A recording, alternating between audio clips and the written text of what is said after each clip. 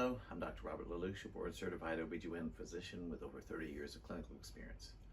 Today we're going to talk about gastric bypass and pregnancy. You should be getting a lot of information from your physician who performed your gastric bypass and also from your provider, but I want to give you a general overview. So if you are considering getting a gastric bypass, then you might have had issues with getting pregnant, with fertility, because of your excess weight. As you get success, weight loss from the gastric bypass, fertility may become an issue. In fact, this pertains to the new GLP medicines as well, like Wegovy, Ozempic, Mounjaro, and Zepbound. If you're rapidly losing weight, and those medicines we don't have experience with in pregnancy, so it's to stay away from those medicines for pregnancy. So when you're experiencing the rapid weight loss from either of those, it's important to have a backup to prevent pregnancy, even if you felt that you couldn't get pregnant before. Once your weight's in a much more normal state, you are at risk for some vitamin deficiency. So if you do get pregnant when you've had a gastric bypass, you're going to need some extra vitamin B12, some extra folate, some extra iron, and some extra calcium. And be prepared to speak with your physician, both your gastric bypass physician and your obstetrician, because that information may change. I will give you some written general guidelines for that, but you need to get information tailored for you. You can have a successful pregnancy. It is a little bit higher risk. One of the problems is that anytime you get a gastric bypass, you have a higher risk of an intestinal obstruction, where your intestines get closed off, stop working, you throw up, and can be dangerous. And the problem is a lot of those symptoms are similar to the symptoms of pregnancy, nausea, vomiting. So you just have to have a higher index of suspicion.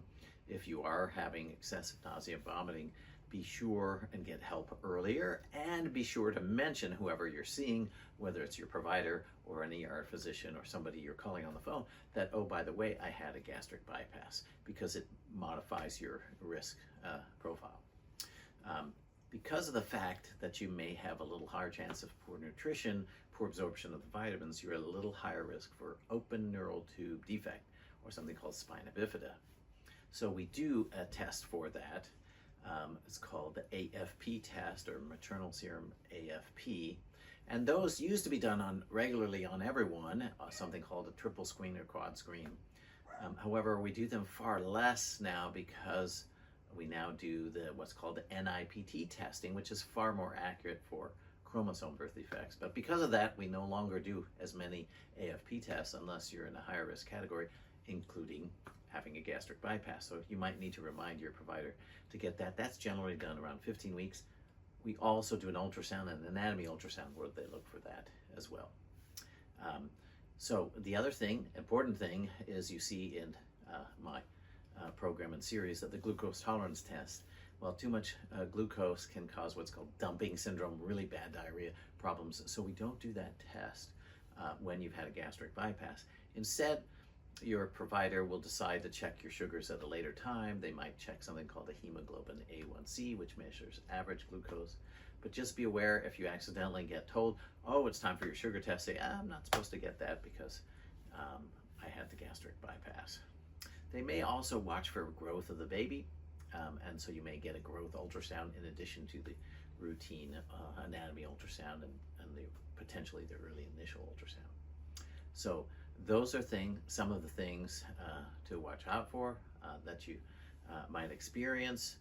I've had many patients who've had gastric bypass, and thankfully I haven't had anyone with any serious consequences or any issues. They've gone quite well, but you just have to follow up with those extra vitamins and avoid the sugar test. So I hope you found this information of use. Please leave your comments. Thank you.